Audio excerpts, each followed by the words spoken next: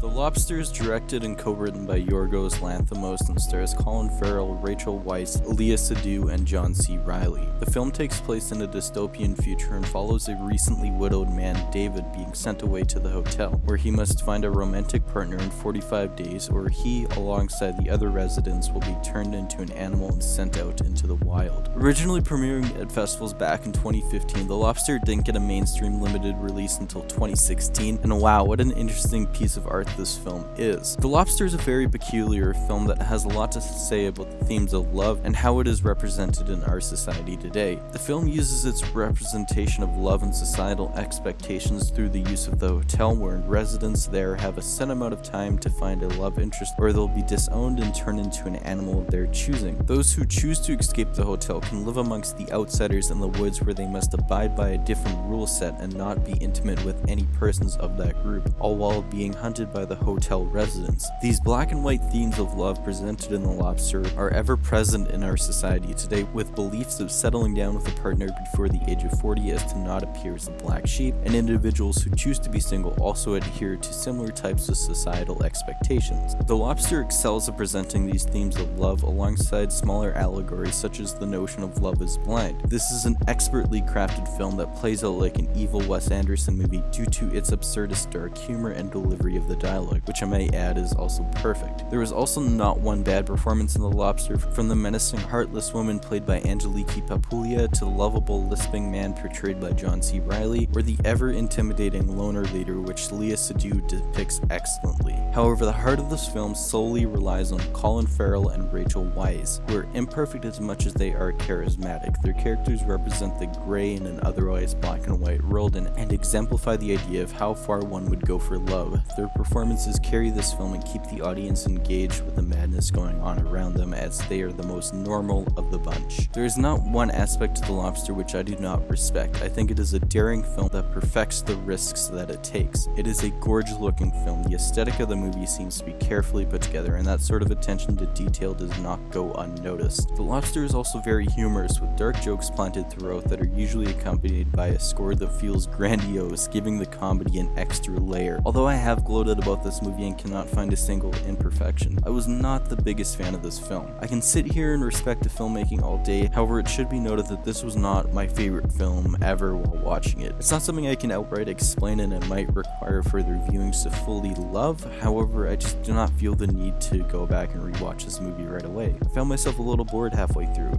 to no fault of the film, as I feel the pacing mostly works. It's just one of those films that I can highly respect, but I just don't get a lot of enjoyment out of, outside of breaking down its somewhat complex themes. For that reason, although I appreciate the craft and the length the filmmakers went to when making this film, it is not something I can recommend to anybody. It is a very weird film, and some of the ideas may not resonate with the general audience. I'm not doubting my feelings could change towards this movie, but as it stands right now, The Lobster gets a 7.5 out of 10. Alright guys, that's gonna wrap it up for this review. If you enjoyed this video and made it this far, make sure to smack that like button, and if you want to hear more of my reviews, feel free to subscribe. Also, check me out on Letterboxd, the link is in the description, and I'll see you guys next time. See ya.